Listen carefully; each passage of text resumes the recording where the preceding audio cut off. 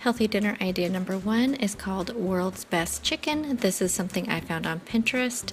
The ingredients you're going to need for this is going to be some boneless, skinless chicken, 3/4 of a cup of plain non-fat Greek yogurt, a 1/4 cup of grated Parmesan cheese, 1 teaspoon of parsley, a 1/4 teaspoon of red pepper flakes, salt and pepper, some garlic powder to taste. Okay, so at this point you want to preheat your oven to 350 degrees, and then you want to take all your ingredients and combine them all together into a bowl. You're going to want to spray your baking dish with some cooking spray, lay your chicken into the baking dish, and then take a kitchen brush and you want to brush the mixture all over the chicken. This is going to be a very thick mixture, so it does work best with a brush. So once you have the mixture brushed all over the chicken, you're going to want to put this in the oven and bake it for 30 minutes or until cooked through. I used chicken tenderloins on this, but it still took 30 minutes to cook, and this is what it looks like when it comes out of the oven. I serve this with some steamed broccoli and a side salad. This comes in at 4 smart points per serving if you use 5 ounces of raw chicken breast to start your recipe. Healthy dinner idea number 2 is going to be a vegetable and beef skillet. This was something I did see in Pinterest as well. The ingredients you're going to need for this is going to be 1 pound of lean ground beef. I used 93.7 ground beef. You're going to need some vegetables of your choice. In this case, I used zucchini, summer squash, and some orange and green bell peppers. You're going to need some onion. You're going to need 1/4 cup of tomato sauce, minced garlic to taste. I used about 2 teaspoons of the minced garlic, and then the seasonings I chose was onion salt and the everyday seasoning from Trader Joe's.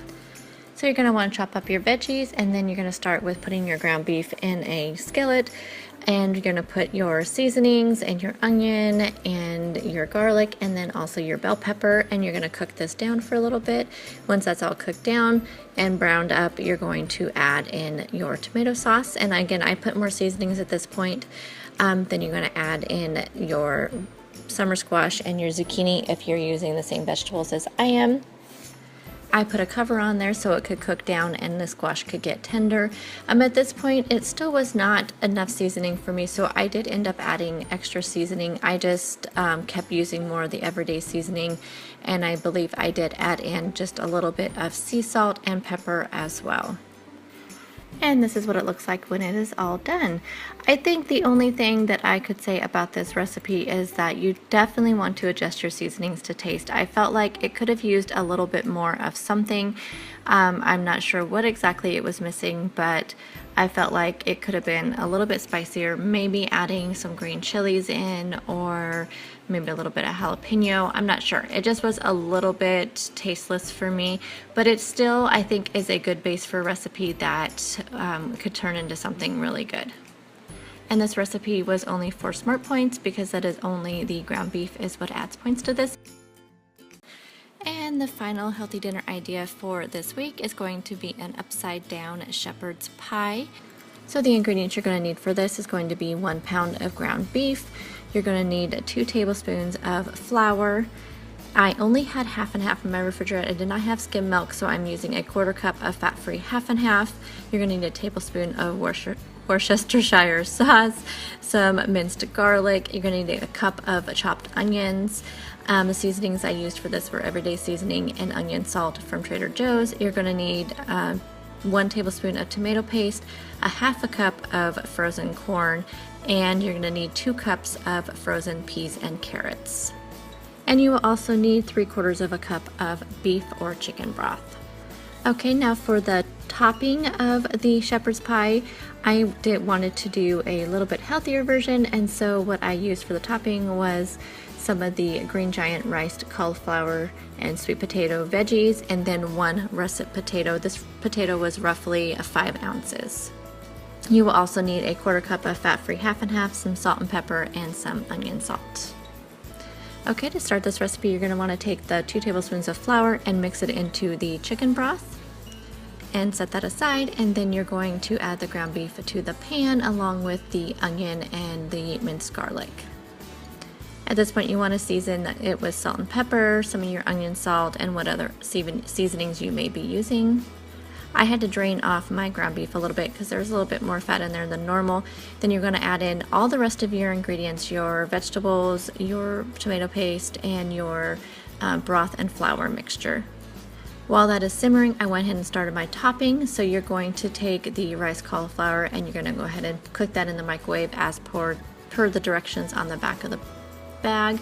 And then you're going to want to chop up your potato, put it into some boiling water carefully, and then you're going to want to boil that until they are soft.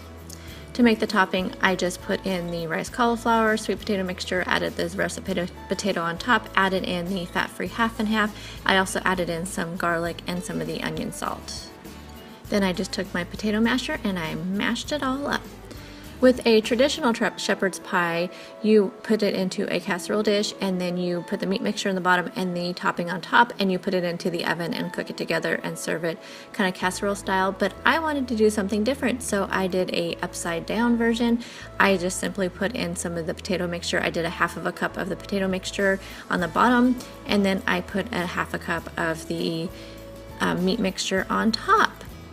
And here's what it looks like all plated up. This actually was so good. It's probably not the most appetizing looking, and definitely probably not Instagram worthy picture there, but this turned out so good. It tasted really good. I loved the sweet potato, cauliflower, potato mixture. It was really good. And I have to tell you that the family liked it as well, or actually my kids liked it. My husband was not a fan of the cauliflower, but the kids really liked it, and I will definitely be making this again. This was a little bit more point heavy than most of my usual dinner recipes. This actually came in at 9 smart points, but it is very filling, and next time I will serve it with a side salad as well.